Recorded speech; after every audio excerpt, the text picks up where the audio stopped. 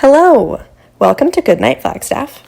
My name is Sarah Bosch, and I recently moved to Phoenix for grad school, but I love this program, and I am super excited to keep reading with you all. You can find a new chapter from one of our favorite family-friendly books at 8 p.m. each weeknight on the Literacy Center's YouTube channel and on Crater Radio, a local online radio station. The previous chapter is replayed on Crater Radio each weeknight at about 7:30, just before the new chapter airs. You can also listen to all previous Goodnight Flagstaff recordings on YouTube. We are currently reading The Hobbit by J.R.R. Tolkien. If you'd like to check it out to read along with us at home, it's available in the Hoopla app with your Coconino County Library card. Please email us if you'd like to join our team of readers and connect with your community through stories. All ages are super welcome. That email is goodnightflagstaff@gmail.com. So the last time we read together, Bilbo began his adventures with Gandalf and the dwarves. At first, they had a very pleasant time traveling, but after losing their food in the river, everything began to go downhill. Not only did Gandalf disappear, but they all got caught by 3 trolls who wanted to eat them. Thankfully, Gandalf returned just in time to make sure the trolls turned to stone with the rising of the sun. So let's find out what happens next. Chapter 3, A Short Rest. They did not sing or tell stories that day, even though the weather improved, nor the next day, nor the day after. They had begun to feel that danger was not far away on either side. They camped under the stars, and their horses had more to eat than they had, for there was plenty of grass, but there was not much in their bags, even with what they had got from the trolls. One morning they forded a river at a wide, shallow place full of the noise of stones and foam. The far bank was steep and slippery. When they got to the top of it, leading their ponies, they saw that the great mountains had marched down very near to them. Already they seemed only a day's easy journey from the feet of the nearest. Dark and drear it looked, though there were patches of sunlight on its brown sides, and behind its shoulders the tip of snow peaks gleamed. "Is that the mountain?" asked Bilbo in a solemn voice, looking at it with round eyes. He had never seen a thing that looked so big before. "Of course not," said Balin. "That is only the beginning of the Misty Mountains, and we have got to get through, or over, or under those somehow, before we can come into wilder land beyond. And it is a deal of a way, even from the other side of them, to the lonely mountain in the east, where Smaug lies on our treasure."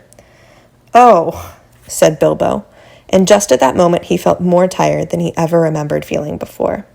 He was thinking once again of his comfortable chair before the fire in his favorite sitting room in his hobbit hole, and of the kettle singing.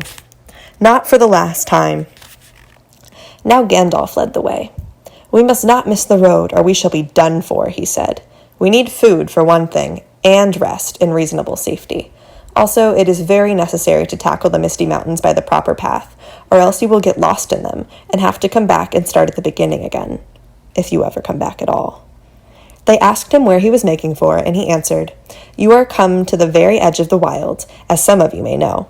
Hidden somewhere ahead of us is the fair valley of Rivendell, where Elrond lives in the last homely house. I sent a message by my friends, and we are expected." That sounded nice and comforting, but they had not got there yet, and it was not so easy as it sounds to find the last homely house west of the mountains. There seemed to be no trees and no valleys and no hills to break the ground in front of them, only one vast slope going slowly up and up to meet the feet of the nearest mountain, a wide land the color of heather and crumbling rock, with patches and slashes of grass green and moss green showing where water might be. Morning passed, afternoon came, but in all the silent waste there was no sign of any dwelling. They were growing anxious, for they saw now that the house might be hidden almost anywhere between them and the mountains. They came on unexpected valleys, narrow with steep sides, that opened suddenly at their feet, and they looked down, surprised to see trees below them and running water at the bottom. There were gullies that they could almost leap over, but very deep with waterfalls in them. There were dark ravines that one could neither jump over nor climb into. There were bogs, some of them green, pleasant places to look at, with flowers growing bright and tall, but a pony that walked there with a pack on its back would never have come out again. It was indeed a much wider land than from the ford to the mountains than ever you would have guessed. Bilbo was astonished. The only path was marked with white stones, some of which were small, and others were half covered with moss or leather. Altogether, it was a very slow business following the track, even guided by Gandalf, who seemed to know his way about pretty well. His head and beard wagged this way and that as he looked for the stones, and they followed his lead, but they seemed no nearer to the end of the search when the day began to fail. Tea time had long gone by, and it seemed supper time would soon do the same. There were moths fluttering about, and the light became very dim, for the moon had not risen. Bilbo's pony began to stumble over roots and stones. They came to the edge of a steep fall on the ground so suddenly that Gandalf's horse nearly slipped down the slope.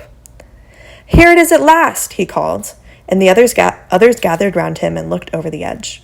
They saw a valley far below. They could hear the voice of hurrying water in a rocky bed at the bottom. The scent of trees was in the air, and there was a light on the valley side across the water. Bilbo never forgot the way they slithered and slipped in the dusk down the steep zigzag path into the secret valley of Rivendell. The air grew warmer as they got lower, and the smell of the pine trees made him drowsy, so that every now and again he nodded and nearly fell off, or bumped his nose in the pony's neck. Their spirits rose as they went down and down. The trees changed to beech and oak, and there was a comfortable feeling in the twilight. The last green had almost faded out of the trees when they came at length to an open glade not far above the banks of the stream. It smells like elves, thought Bilbo, and he looked up at the stars. They were burning bright and blue. Just then there came a burst of song like laughter in the trees. "Oh, what are you doing? And where are you going? Your ponies need shoeing. The river is flowing. Oh, tra-la-lally here down in the valley. Oh, what are you seeking? And where are you making? The maggots are reeking. The bannocks are baking. Oh, trill-lil-lil-lolly, the valley is jolly. Ha-ha. Oh, where are you going? With beards all a-wagging? No knowing, no knowing, what brings Mr. Baggins and Balin and Dwalin down into the valley in June. Ha-ha. Oh, will you be staying, or will you be flying? Your ponies are straying. The daylight is dying. To fly would be folly, to stay would be jolly, and listen and hark till the end of the dark to our tune. Ha-ha. So they laughed and sang in the trees, and pretty fair nonsense, I dare say you think it. Not that they would care. They would only laugh all the more if you told them so. They were elves, of course. Soon Bilbo caught glimpses of them as the darkness deepened. He loved elves, though he seldom met them, but he was a little frightened of them too. Dwarves don't get on well with them. Even decent enough dwarves like Thorin and his friends think them foolish, which is a very foolish thing to think, or get annoyed with them. For some elves tease them and laugh at them, and most of all, at their beards. "Well, well," said a voice. "Just look! Bilbo the Hobbit on a pony. My dear! Isn't it delicious? Most astonishing wonderful." Then off they went into another song as ridiculous as the one I have written down in full. At last one, a tall young fellow, came out from the trees and bowed to Gandalf and to Thorin. "Welcome to the valley," he said. "Thank you," said Thorin, a bit gruffly, but Gandalf was already off his horse and among the elves, talking merrily with them. "You are a little out of your way," said the elf. "That is, if you are making for the only path across the water and to the house beyond. We will set you right, but you had best get on foot until you are over the bridge. Are you going to stay a bit and sing with us, or will you go straight on? Supper is preparing over there," he said. "I can smell the wood fires for cooking." Tired as he was, Bilbo would have liked to stay a while. Elvish singing is not a thing to miss, in June under the stars, not if you care for such things. Also, he would have liked to have a few private words with these people that seemed to know his names and all about him, although he had never seen them before. He thought their opinion of his adventure might be interesting. Elves know a lot and are wondrous folk for news, and know what is going on among the peoples of the land, as quick as water flows, or quicker. But the dwarves were all for supper as soon as possible just then, and would not stay. On they all went, leading their ponies, till they were brought to a good path, and so at last to the very brink of the river. It was flowing fast and noisily, as mountain streams do of a summer evening, when sun has been all day on the snow far up above. There was only a narrow bridge of stone without a parapet, as narrow as a pony could well walk on, and over that they had to go, slow and careful, one by one, each leading his pony by the bridle. The elves had brought bright lanterns to the shore, and they sang a merry song as the party went across. "Don't dip your beard in the foam, father," they cried to Thorin, who was bent almost onto his hands and knees. "It is long enough without watering it." "Mind Bilbo doesn't eat all the cakes," they called. "He is too fat to get through keyholes yet." "Hush, hush, good people, and good night," said Gandalf, who came last.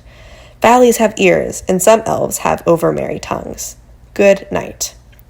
And so at last they all came to the last homely house, and found its doors flung wide. Now it is a strange thing, but things that are good to have and days that are good to spend are soon told about, and not much to listen to. While things that are uncomfortable, palpitating, and even gruesome may make a good tale, and take a deal of telling anyway. They stayed long in that good house, 14 days at least, and they found it hard to leave. Bilbo would gladly have stopped there forever and ever, even supposing a wish would have taken him right back to his hobbit hole without trouble. Yet there is little to tell about their stay. The master of the house was an elf friend, one of those people whose fathers came into the strange stories before the beginning of history, the wars of the evil goblins and the elves and the first men in the north. In those days of our tale, there were still some people who had both elves and heroes of the north for ancestors, and Elrond, the master of the house, was their chief. He was as noble and as fair in face as an elf lord, as strong as a warrior, as wise as a wizard, as venerable as a king of dwarves, and as kind as summer. He came into many tales, but his part in the story of Bilbo's great adventure is only a small one, though important, as you will see, if we ever get to the end of it. His house was perfect, whether you liked food, or sleep, or work, or storytelling, or singing, or just sitting and thinking best, or a pleasant mixture of them all. Evil things did not come into that valley. I wish I had time to tell you even a few of the tales, or one or two of the songs that they heard in that house. All of them, the ponies as well, grew refreshed and strong in a few days there. Their clothes were mended as well as their bruises, their tempers, and their hopes. Their bags were filled with food and provisions light to carry but strong to bring them over the mountain passes. Their plans were improved with the best advice. So the time came to Midsummer Eve, and they were to go on again with the early sun on midsummer morning. Elrond knew all about runes of every kind. That day he looked at the swords they had brought from the troll's lair, and he said, "These are not troll-like. They are old swords, very old swords of the high elves of the west, my kin. They were made in Gondolin for the Goblin Wars. They must have come from a dragon's horde or goblin plunder, for dragons and goblins destroyed that city many ages ago. This, Thorin, the runes named Orcrist, the goblin cleaver in the ancient tongue of Gondolin, it was a famous blade. This, Gandalf, was Glamdring, foe hammer that the king of Gondolin once wore. Keep them well." "Whence did the troll get them, I wonder?" said Thorin, looking at his sword with new interest. "I could not say," said Elrond, "but one may guess that your trolls had plundered other plunderers, or come on the remnants of old robberies in some hold in the mountains. I have heard that there are still forgotten treasures of old to be found in the deserted caverns of the mines of Moria, since the dwarf and goblin war." Thorin pondered these words. "I will keep this sword in honor," he said. "May it soon cleave goblins once again." "A wish that is likely to be granted soon enough in the mountains," said Elrond. "But show me now your map." He took it and gazed long at it, and he shook his head. For if he did not altogether approve of dwarves and their love of gold, he hated dragons and their cruel wickedness, and he grieved to remember the ruin of the town of Dale and its merry bells, and the burned banks of the bright river running. The moon was shining in a broad silver crescent. He held up the map, and the white light shone through it. "What is this?" he said. "There are moon letters here, beside the plain runes which say, 5 feet high the door, and 3 may walk abreast." "What are moon letters?" asked the hobbit, full of excitement. He loved maps, as I have told you before, and he also liked runes and letters and cunning handwriting, though when he wrote himself it was a bit thin and spidery. "Moon letters are rune letters, but you cannot see them," said Elrond. "Not when you look straight at them. They can only be seen when the moon shines behind them, and what is more, with the more cunning sort, it must be a moon of the same shape and season as the day when they were written. The dwarves invented them and wrote them with silver pens, as your friends could tell you. These must have been written on a midsummer's eve and a crescent moon, a long while ago." "What do they say?" asked Gandalf and Thorin together, a bit vexed perhaps that even Elrond should have found this out first, though really there had not been a chance before, and there would not have been another until goodness knows when. "Stand by the grey stone when the thrush knocks," said Elrond, "and the setting sun with the last light of Durin's day will shine upon the keyhole." "Durin! Durin!" said Thorin. "He was the father of the fathers of the eldest race of dwarves, the Longbeards, and my first ancestor. I am his heir." "Then what is Durin's day?" asked Elrond. "The first day of the dwarves' new year," said Thorin, "is as all should know the first day of the last moon of autumn on the threshold of winter. We still call it Durin's day when the last moon of autumn and the sun are in the sky together. But this will not help us much, I fear, for it passes our skill in these days to guess when such a time will come again." "That remains to be seen," said Gandalf. "Is there any more writing?" "None to be seen by this moon," said Elrond, and he gave the map back to Thorin. And then they went down to the water to see the elves dance and sing upon Midsummer's Eve. The next morning was a midsummer's morning as fair and fresh as could be dreamed, blue sky and never a cloud, and the sun dancing on the water. Now they rode away amid songs of farewell and good speed, with their hearts ready for more adventure, and with a knowledge of the road they must follow over the misty mountains to the land beyond. Thank you so much for tuning in. You can join us next time for Chapter 4 of The Hobbit. Good night, Flagstaff.